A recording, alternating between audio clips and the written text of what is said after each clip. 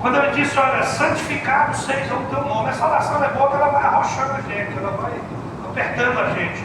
Quando ele disse, santificado seja o teu nome, ele disse que esse santificado é reconhecer a importância da glória de Deus. Primeiro, irmão, seu Pai.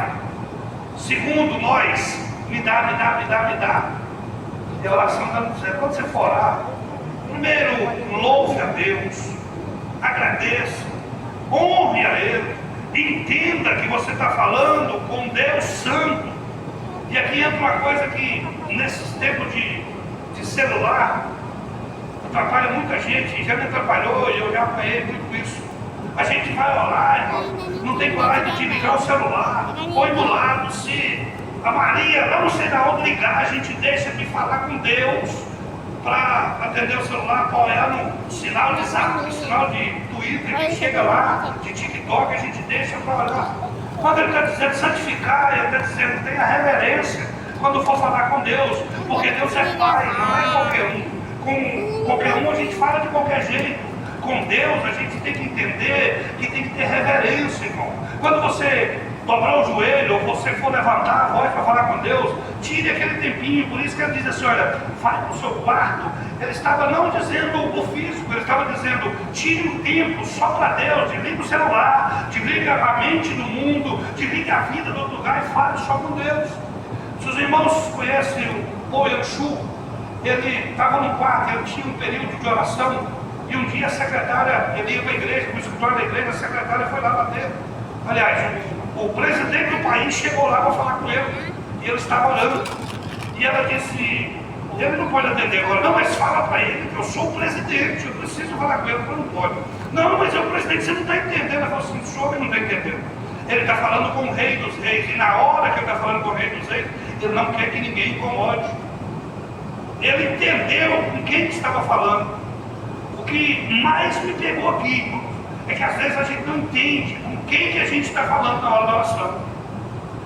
Porque se a gente entendesse, a gente tinha medo até de falar qualquer coisa. Até o jeito da gente orar, a gente falava, mas cuidado para não falar uma palavra qualquer. Mas aí, a gente, no meio da oração, eu já me peguei fazendo isso, irmão. No meio da oração, eu olhando no celular, o que que você está orando, irmão? Quando eu diz santificado, a gente tem que entender quem que é Deus, quem que Ele é, e ter reverência a esse Deus.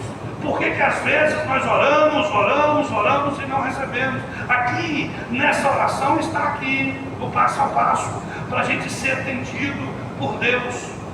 Oração é relacionamento, e tem que ter reverência, porque nós estamos falando com qualquer um. Não estou dizendo que seja pecado, eu vou dar um exemplo, se alguém faz, eu não faço.